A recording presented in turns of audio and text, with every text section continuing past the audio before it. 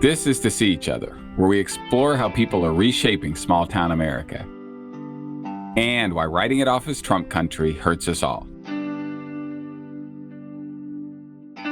I'm George Gale, and today we're going to talk about why this show and why right now.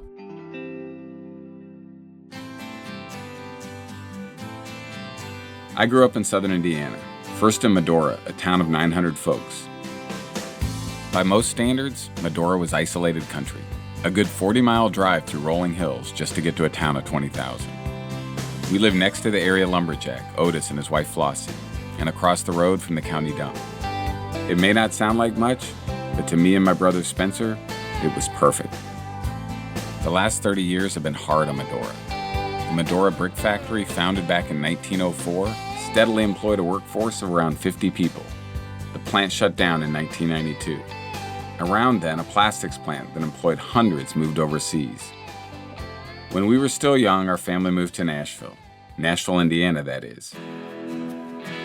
We lived just off Greasy Creek Road, where we'd spend summer days catching crawdads or hunting beer cans along the side of the road. At this point in my life, I have no memory of having been around any black people. I do remember when two black kids moved into the school district, a brother and sister both high school age. As if it were yesterday, I can picture the two walking together amidst a sea of whiteness and into the school. I was around 10 and didn't know a lot, but I knew coming into this community was going to be hard. That night, I asked my dad a question about race, and he said, "Son, when I went into the Air Force, I learned a few things, and one was this: there are white guys that are assholes and black guys that are assholes." While maybe not the deepest lesson about race, I gotta think it was a step above what a lot of kids living on Greasy Creek were taught that night. And sometime around then, my parents split up, and soon my mom, Spence, and I moved 25 miles east into an apartment in Bloomington, a college town. It didn't take long to learn that I talked funny. People in Bloomington didn't say wash your clothes, they said wash your clothes. I said crick, and they said creek. I felt like an outsider from jump. Our new school sat across from Tulip Tree Apartments. It was a high-rise housing complex designed for international students, and I went to school with their children. And guess what?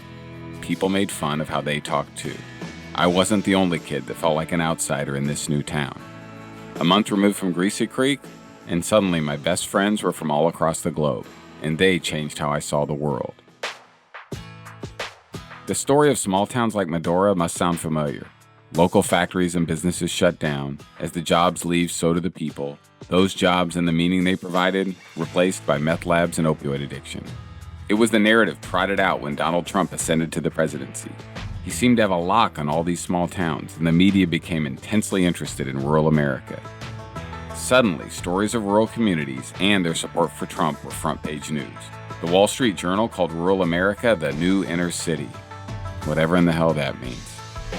But the question on the minds of many back in 2016, who were these white folks at Trump rallies wearing Make America Great Again hats? The easy answer, rural white racists. The more complicated one, no one really knew. While parts of the narrative may be valid, the full truth is more complicated. Painting all of rural America as white, racist, and backward, it's both inaccurate and unhelpful. Here's one truth: rural America is much more diverse than people realize, with much of the rural South being majority black. Latinx folks are the fastest growing segment of the rural population, and half of the nation's Native Americans live in rural communities. And another truth is this: though the media doesn't give it much ink, there is beautiful and courageous work happening in rural communities to bridge across race and politics. There is a move towards justice in so many rural communities and small towns. And a final truth: the partisan impulse to give up on damn near half the country is not the answer. Doing so makes solving the most pressing problems even harder, if not impossible. Whether it's defeating white supremacy, pushing back climate change, or saving our democracy, we'll need to do this together.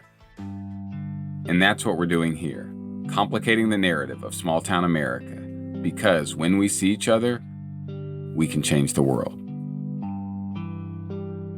I'm a community organizer. What the hell is community organizing?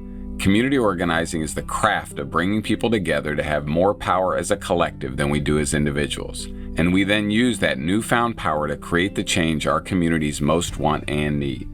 I come to organizing through my roots in Indiana, struggling with addiction, eating and eventually working in a soup kitchen, and then finally moving to Chicago. And Chicago's where I saw that the struggles of rural Indiana were reflected in urban communities, and the ways those struggles were different. And it's ultimately where I truly understood there is so much more that binds us than separates us. I'm also the director of People's Action. People's Action is a network of local community groups from across the country. We organize everyday people to build power and create a more generative and just society. We are multiracial, we are urban, suburban, and rural. And in 2017, in the wake of Donald Trump becoming president, People's Action helped build one of the largest race-conscious organizing programs in rural America. We intentionally focused on majority white rural communities. Why? Because the 2016 election was a stark reminder of what happens if we are not present. We cannot expect people to be with us if we are not with them. We're organizing in these communities because people are hurting, and we believe it's essential to winning, and how we do it matters. We're not trying to appeal to the lowest common denominator. We're not trying to win by dragging our principles to the middle. We are listening and building relationships and making space for the waking, both for the rural people making new meaning of their struggles, and for you, the listener, who may not yet know a nuanced picture of what's actually happening in small-town America. So, over the next 5 episodes, we're going to travel to small towns in Michigan, North Carolina, Iowa, New Jersey, and my home state of Indiana to find out what's happening in the community and to get to know the people and the work they are doing to move our country forward. Listen, if you come to this series skeptical about rural white folks, I get it. And I have an ask of you. Please, suspend your judgment for a minute. Come with me to hear from folks who've gone back to organize their home community. To hear from people who are waking. To hear from people who are fighting for the land, for clean water, to end white supremacy. This is our chance to see each other. Let's get started.